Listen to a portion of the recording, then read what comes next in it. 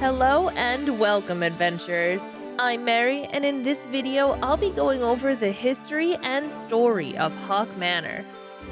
This video is part of a series covering the dungeons of Final Fantasy XIV, so mind your manners and let's get started.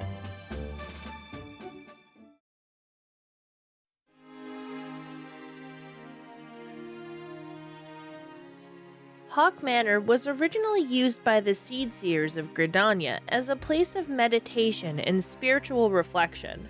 The word Haukke means to speak without words in ancient Pajali, looked upon with disdain by the Gridanian people as a symbol of excess.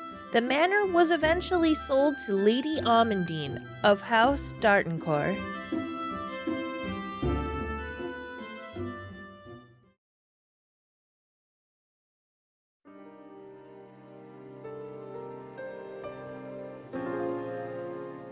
While following the trail of the Asian Lahabrea, the Sylph Naraxia tells our Warrior of Light that a masked man fitting Lahabrea's description has been seen in the North Shroud.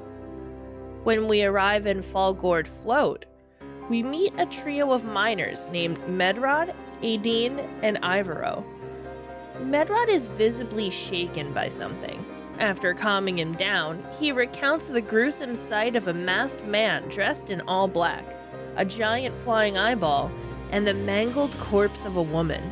We inform the group that we're here to investigate the masked man, and they pledge to help us in any way they can.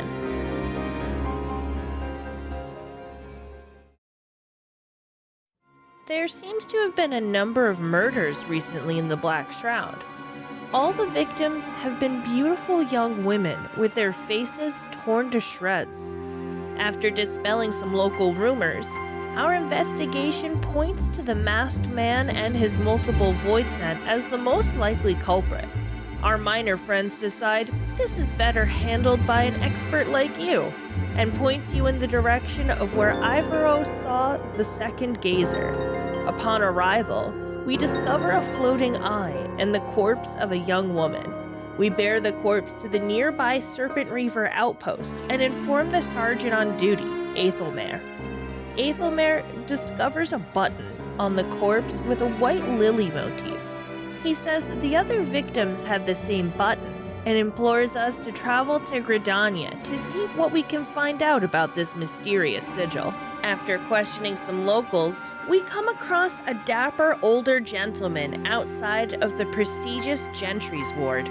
His name is Ursendel, and he recognizes the button at once as the sigil of the Dartencourt family. When he discovers how the button was found, he tells us the tale of his once mistress, Lady Amandine.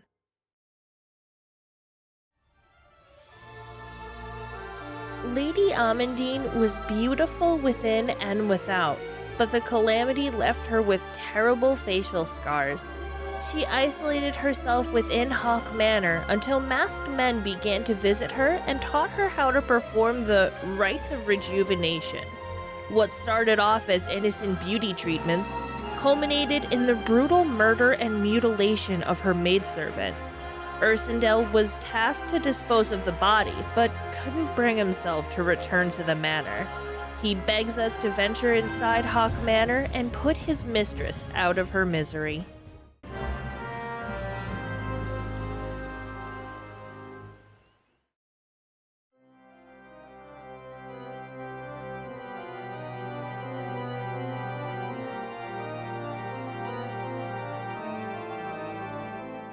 The once luxurious estate is now dilapidated and overrun with void scent.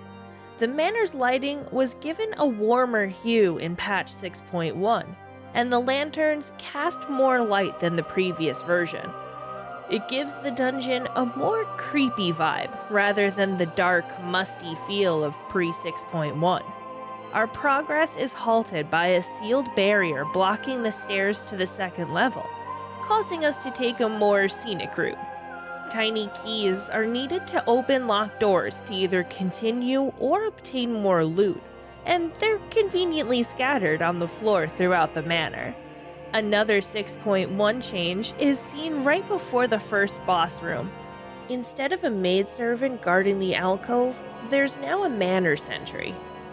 Defeating the manor claviger yields a green key, which opens the ivy door back in the hall where we entered from. We find a yellow key in the cellarage that opens the carnation door and reveals the second boss encounter, a manor steward and a manor jester. Defeating both gives us a slip of bloody parchment, which is the key to breaking the sealed barrier. Before 6.1, players were forced to either walk all the way back to the entrance of the dungeon, or use the return ability to save time. Now, an ethereal flow appears to bear you to the foot of the stairs. Once past the sealed barrier, we find a manor sentry guarding the final boss's room. Getting this manor sentry down to 50% HP or lower causes it to become invulnerable, and it goes to wake the mistress of the manor. In the initial release version of A Realm Reborn, the manor sentry was fought on the same landing as the sealed barrier. It then traveled up the stairs to open the boss door, but would occasionally become stuck and invulnerable, preventing the players from finishing the dungeon. A countermeasure was implemented in the first A Realm Reborn hotfix patch, and the manor sentry was subsequently moved to the second floor. Lady Amandine's fight originally had void lamps in each corner, which would occasionally pulse unavoidable AoE damage until players turned them off. The boss spawned manor sentries, lady scandals, and handmaiden ads for the party to attack. After 6.1, the void lamps are gone, and Lady Amandine has a few tricks up her sleeve. She still summons manor sentries and handmaidens, but now only handmaidens are targetable. The sentries appear and do a gaze petrify attack, making the mechanics a lot more interesting. The weapons that drop are actually from 1.0's version of the Thousand Maws of Totorak. They're named after the now mostly defunct prisoner cells named on the area's map. Item levels weren't a feature in 1.0, but the current version's item levels are 30, which was their equipable level in 1.0.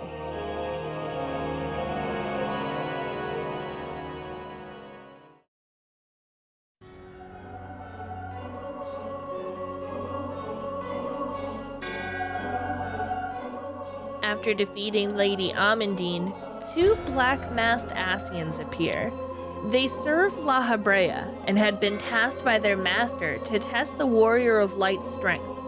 Their mission complete, they leave the manor without further incident. Back in Gridania, we inform Ursendel of our success and of our run-in with the masked men.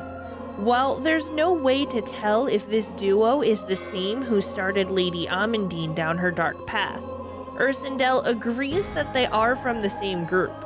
He makes us promise to deliver due recompense for all the suffering they have caused.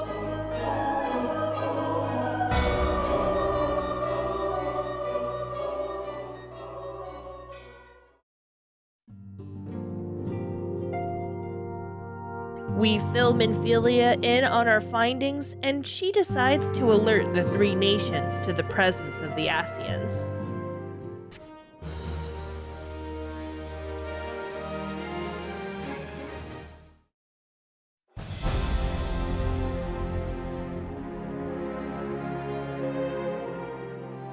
So, what are your thoughts on Haukke Manor? How do you think it's pronounced? Let me know in the comment section. If you enjoyed this video, please consider giving it a like and subscribing. Thanks for watching, and until next time, adventurers, remember, you matter, and may you ever walk in the light.